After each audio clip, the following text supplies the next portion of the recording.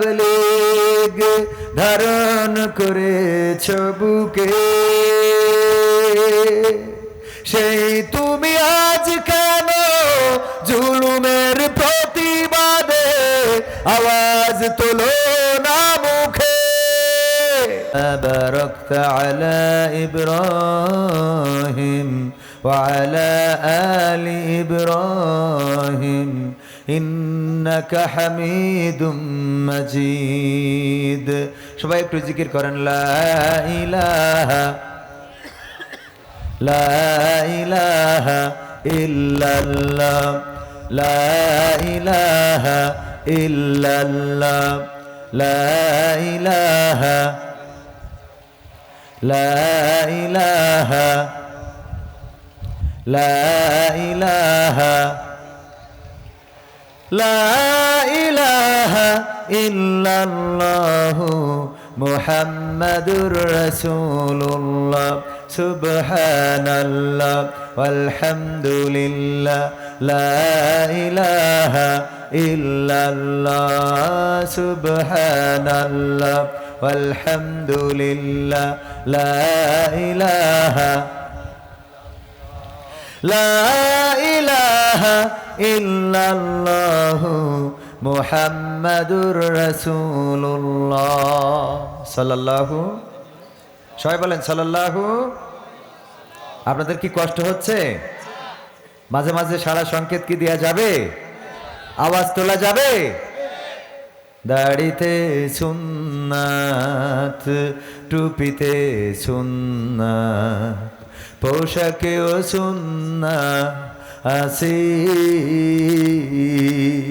পাথরের আঘাত খাওয়া সেটা যে সুন্নাত, কেন মনে হয় না তোমার কাছে? কেন মনে হয় না তোমার কাছে? ঠিক না বেঠে? দাড়িতে সুন্নাত, টুপিতে সুন্নাত, পোশাকেও সুন্নাত আছে, পাথরের আঘাত খাওয়া সেটা যে সুন্নাত, কেন মনে হয় না তোমার কাছে? কেন মনে হয় না তোমার কাছে? নবীর প্রেমে তুমি দাওয়াতে তাবলীগ ধারণ করেছ বুকে, সেই তুমি আজ কেন জুলুমের প্রতিবাদে আওয়াজ তোলো না মুখে? নবীর প্রেমে তুমি দাওয়াতে তাবলীগ ধারণ করেছ বুকে, সেই তুমি আজ কেন জুলুমের প্রতিবাদে আওয়াজ তোলো না মুখে? মেসওয়াক করো তুমি রোজ প্রতিদিন, মেসওয়াক করো তুমি রোজ প্রতিদিন, সেখানেও সুন্নাত আছে, পাথরের আঘাত খাওয়া মাঝে মাঝে জেলে যাওয়া সেটা যে সুন্নাত, কেন মনে হয় না তোমার কাছে? কেন মনে হয় না তোমার কাছে? মিলাদুন নবীতে বড় সোচ্চার তুমি, নাকি দেখানো লোক? সেই তুমি জানলে না আমার রাসূল ছিলেন সফল রাষ্ট্রনায়ক।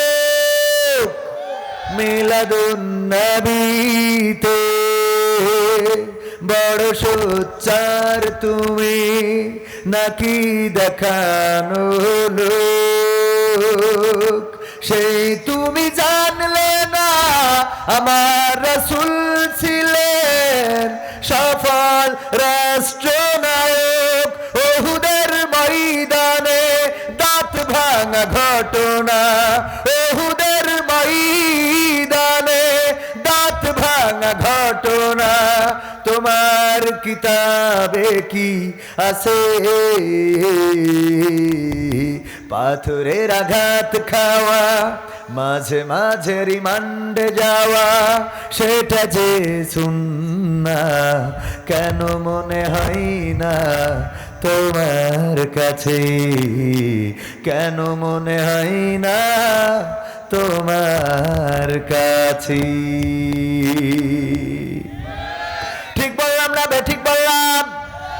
আমরা দাড়ি রাখা সুন্নাত জানি, খাওয়ার শেষে মিষ্টি খাওয়া সুন্নাত জানি, মেসওয়াক করা সুন্নাত জানি, ফজরের নামাজে 2 রাকাত সুন্নাত জানি, জোহরের নামাজে আগে 4, ফরজের আগে 4, পরে আবার 2, আসরের নামাজে 4 রাকাত সুন্নতে মুআক্কাদা জানি, মাগরিবের সালাতে আমরা 3 রাকাতের পরে 2 রাকাত সুন্নাত জানি, এশার নামাজে 4 রাকাতের আগে 4 রাকাত সুন্নাহ, তারপরে আবার 2 রাকাত সুন্নাহ। আমরা সবকিছু জানি, আমরা সুন্নাহ হিসাবে অনেক কিছু ফলো করি, কিন্তু রাসূল সাল্লাল্লাহু আলাইহি সাল্লামের সুন্নাহর মধ্যে রাসূলের দান্দান মোবারক শহীদ হয়েছে, নিজ হাতে তরবারি ধরে যুদ্ধ করেছে, হিজরত করা লেগেছে, লড়াই সংগ্রাম করতে হয়েছে, রাষ্ট্র ক্ষমতায় গিয়েছে, এইগুলো না জানি না, কথা কয় না। আর অনেকেই জানলেও মানি, কথা কয় না, মানি। অনেকেই জানি কিন্তু মানি না। অনেকেই বলে থাকে হুজুর দাওয়াত করে এনেছি, কথা বলবেন বলবেন, কিন্তু দয়া করে রাজনীতির কথা বলবেন না, আল্লাহ ও তার রাসূলের কথা বলে যাবেন। বলেন দেখি, আমার রাসূল রাষ্ট্র ক্ষমতায় ছিল না ছিল না? রাষ্ট্র ক্ষমতায় যদি রাসূল থাকে, রাষ্ট্রের কথা বলতে গেলে রাজনীতি হবে না হবে না? তাইলে রাসূলের কথা বলতে গেলে রাজনীতি তো আসবেই। আপনি নিষেধ করলেও আসবে, আপনি নিষেধ না করলেও আসবে। বরং আমরা যেটা বলতে চাই, অনেকেই মনে করে হুজুর আসে মানে জামাতে ইসলামের কথা বলে। আমি আল্লাহর কসম করে বলি, হুজুররা যদি জামাত ইসলামের কথা বলে তাইলে তাদের নীতি বিরুদ্ধ হয়ে যাবে। কারণ এখানে এই মাহফিলের আয়োজন করেছে এই দেশের এই এলাকার আপামর জনসাধারণ, সুতরাং সব জনগণের কথা বলার দরকার আছে না নাই? এমনকি অনেক মাহফিলে দেখা যায় হিন্দুরাও সহযোগিতা করে, হিন্দুরাও টাকা দেয়, পয়সা দেয়, স্বেচ্ছাসেবকের দায়িত্ব পালন করতেও দেখেছি হিন্দুদেরকে। সুতরাং সব দলের, সব ধর্মের, সব মতের লোকের কথা বলার জন্য জামাত ইসলামের কথা বললে হবে না, প্রকৃত অর্থে আল্লাহর ইসলামের কথা বলা লাগবে। এখন আল্লাহর ইসলামের কথা বলতে যে আপনি যদি মিলায়ে খুঁজে পান জামাতের সাথে মিল আছে তাইলে আছে, যদি বিএনপির সাথে মিল থাকে তাইলে আছে, যদি আওয়ামী লীগের সাথে মিল থাকে তাইলে আছে, যেটার সাথে মিলে যাবে সেইটার সাথে সম্পর্ক রাখলে দোষের কিছু হবে? কথা কয় না? হবে। কারণ ইসলামের কথা বললে যদি আজকে আওয়ামী লীগের সাথে মিলে যায়, রাসূলের সুন্নাহগুলো যদি শেখ হাসিনার সাথে মিলে যায়, রাসূলের সুন্নাহগুলো যদি ওবায়দুল কাদেরের সাথে মিলে যায়, তাইলে ওবায়দুল কাদেরকেও ফলো করা যাবে না যাবে না? ফলো করা যাবে, ঠিক না বেঠে? কিন্তু যদি রাসূলের সুন্নাহর সাথে আমার ডাক্তার মোহাম্মদ আব্দুল বারী সাহেবের যদি রাসূলের সুন্নাহর সাথে মিল না পাওয়া যায়, তাইলে তার কি ভোট দেওয়া যাবে? তার পক্ষে কি দাঁড়ানো যাবে? না, দাঁড়ানো যাবে না। অনেকেই আমাদেরকে ভুল বুঝে থাকেন, অনেকেই মনে করেন এসে যখন ইসলামের পক্ষে, কোরআনের পক্ষে হাত তোলা হয়, আমার বিএনপির ভাইয়েরা অনেক জায়গায় প্রশ্ন করে, হুজুর মাহফিলে আমরাও তো টাকা দিলাম, আমরাও তো অতিথি, আমরাও তো বিশেষ অতিথি, আপনি হাত উঁচু করালেন কই? আমাদের তো ভোট চলে গেল। আমি বলি না, আমি জামাতে ইসলামের পক্ষে, সরমানের পক্ষে, আট্রসি ফুরফুরা, এমনকি সুন্নিয়াতের পক্ষে কারো পক্ষে হাত তুলি নাই, আহলে হাদিসের পক্ষে হাত তুলি নাই, হাত তুলাই নাই। আমরা যদি হাত তুলাই ওয়াদা করি আল্লাহর পক্ষে, কোরআনের পক্ষে, রাসূলের পক্ষে, আর আল্লাহ কোরআন রাসূলের পক্ষে যদি বিএনপি চলে, সেই বিএনপির সামনের কাতারে থেকে মিছিলের নেতৃত্ব দেব, ঠিক না ঠিক? অনেকেই বুঝতে চায় না আমাদেরকে। আমি বলি, যদি এই বাংলাদেশে আওয়ামী লীগ যদি বলে কোরআনের আইন দিয়ে দেশ চলবে, তাইলে সেই আওয়ামী লীগ করতে আমাদের কোনো আপত্তি? যদি বিএনপি বলে কোরআনের আইন দিয়ে দেশ চলবে, রাষ্ট্র ক্ষমতায় কোরআন থাকবে, ডক্টর কামালের লেখা সংবিধান দিয়ে দেশ চলবে না, দেশ চলবে আল্লাহ যে নিয়ম নীতি দিয়েছেন সেই নিয়ম নীতি দিয়ে। তাইলে এই বিএনপির সাথে থাকতে আমাদের আপত্তি। যদি জামাত ইসলাম বলে আমরা কোরআনের আইন মানি না, চরমনায় যদি বলে রাসূলের আইন মানি না, হেফাজতে ইসলাম যদি বলে কোরআনের আইন রাসূলের আইন চলবে না, তাইলে এই ইসলামের বিরুদ্ধে রাজপথে দাঁড়াইতে আমাদের কোনো আপত্তি। কথা ক্লিয়ার? ভাইরা আমার, ভালো করে বুঝতে হবে, কাটিং ফাটিং দিয়ে ভাইরাল করবেন না। অনেকেই আছে কাটিং অংশ, খণ্ডিত অংশ প্রচার করে। দেখেন হুজুর কি বলে ফেললো, কি করে ফেললো। আমি বলেছি যে যদি শেখ হাসিনা ইসলাম কায়েম করে দেয়, তাইলে এই প্রধানমন্ত্রী শেখ হাসিনাকে ক্ষমতায় রাখার জন্য রাজপথে নেতৃত্ব দেব আমি। আগের টুক বাদ দিয়ে লাগাই দিয়েছে শেখ হাসিনাকে ক্ষমতায় রাখার জন্য নেতৃত্ব দিতে আমি রাজি আছি, রাজপথে দাঁড়াবো। মানুষে কয় হুজুর তালিক ডাল মে কুছ কালা হে। হ্যাঁ, কথা বোঝেননি? আগের লাইন বাদ, পরের লাইন বাদ, এখন অবস্থা অনলাইনে। একবার এক স্যার বললো তোমরা কবিতা লিখে নিয়ে আসবা, যার কবিতা ভালো হবে তার পুরস্কার দেব। একজন কবিতা লিখেছে, স্যার পড়তেছে, কবিতা লিখে এনে দিয়েছে।